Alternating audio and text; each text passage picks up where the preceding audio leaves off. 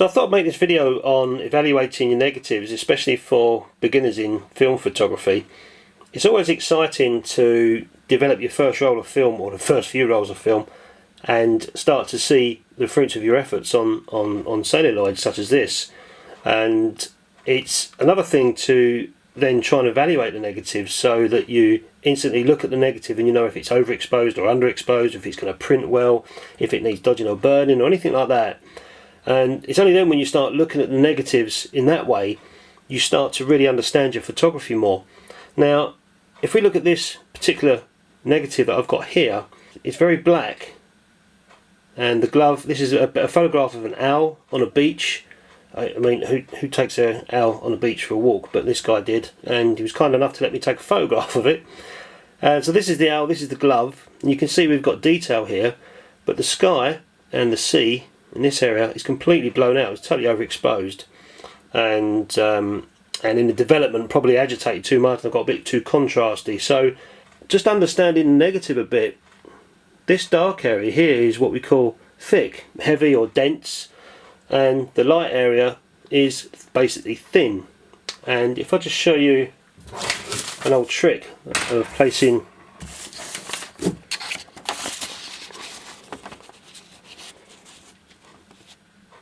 the text, you should be able to see through the negative onto the text, but as you can see here, the thick area is so dense and so full of emulsion still that light is not able to pass through it, nowhere near as easy as the glove and the owl. So when we put this on the enlarger and try and make a print, the light from the enlarger is going to pass through the negative, through the lens, onto the light sensitive paper, and the first bit that's going to start burning onto the paper is the glove and the owl. The rest is so dark and heavy, it's going to take ages for that light to start making an impression on the paper. So let's put this negative onto the enlarger and see what's happening. Okay, so I now have the negative on the enlarger, and light is passing through the negative, through the lens and onto our baseboard. The aperture is on the lens is 2.8, which is wide open, trying to let as much light through as I can. And you can see the thin area of the negative here.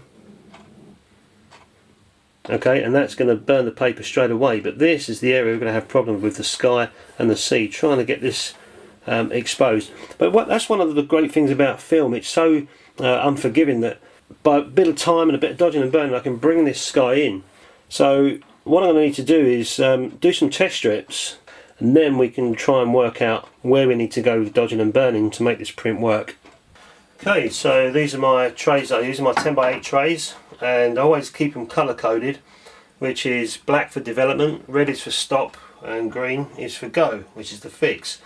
I do it that way because sometimes I'm moving them around. I shouldn't do really, but sometimes I'm moving around during development or whatever, and I might misplace them, so at least I know which one's which by using the same colour order. Stop for red for stop and green for go is kind of common sense, I suppose. Right, so these are the bottles I use.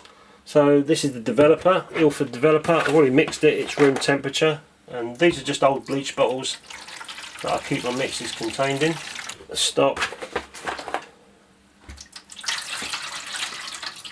a fix.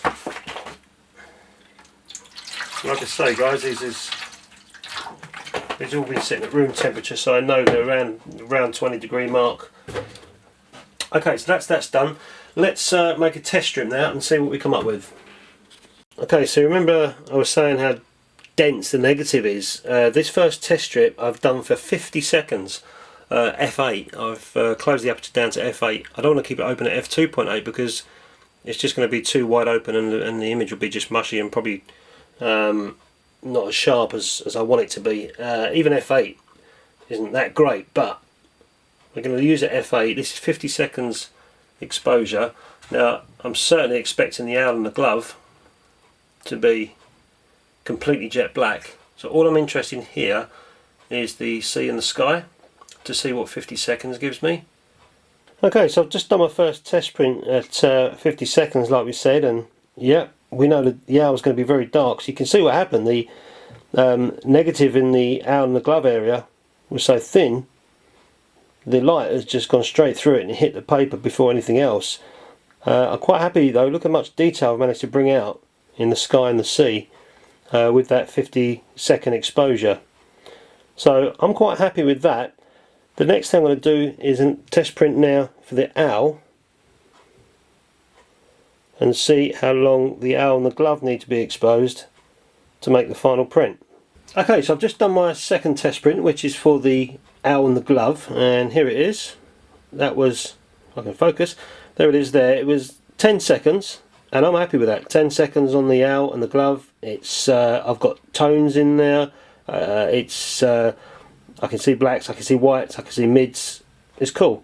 And I'm happy with the rest of the image, which was 50 seconds. So I'm going to go for a print here of an overall projection of 60 seconds, and after 10 seconds I'm going to start dodging the owl and the glove, and I am going to get a halo effect. I know I am, but that's the effect I'm going for. So yeah, let's go for a print now and see how it looks. Okay, so I'll just quickly show you how I'm going to be dodging the owl and the glove. I've got a small dodge tool here. That's enough. I don't know if you can see the shadow. That's enough to cover the owl's head. But if I come back and try to cover the glove as well, I'm going to get far too much of a halo, more than I wanted. So I'm going to have to bring my finger in up here for the glove and use this for the head. So this is what I'll be doing, and I'll just I'll leave the camera running so you can see what I'm doing here when I'm dodging and burning this for the 60 seconds. Okay, so hopefully you can see this. I'm going to place the paper inside the easel, touching the edges. I don't want to touch the centre. It's always important never to have any traces of fix on your hands when you're touching paper. I tell you, by learning curves, I've had so many developed prints that just come out with white marks and smudges where my hands have had fixer on, so that's always a good tip. Okay, you get the dodge tool, 60 seconds on the enlarger, count 10, and then we'll start covering the owl with a finger on the dodge tool. 2, 3, 5 seconds, and start now. You can see I'm covering the owl. I'm keeping movement going. I don't mind if it comes out with halos, because that's the effect that's going to happen with this kind of print that I'm doing. But as long as we can see the glove detail and the owl, I'm just now raising the dodge tools up so we can get a larger halo going on, and I'm now bouncing it up and down, coming closer in, and this is all practice and playing. Oops, I just got a bit of light onto the owl there. Just practice and playing, and if we have to do another print, then so be it. That's all part and parcel of hand making prints. It's all too easy in Photoshop, but this isn't. Okay, so let's stop rambling, put it in the developer and see how it looks. Okay, in goes the paper. Okay, leave it in there for a bit. Then I'm going to stop and fix it, and we'll come back after the print's been fixed and see what we've got.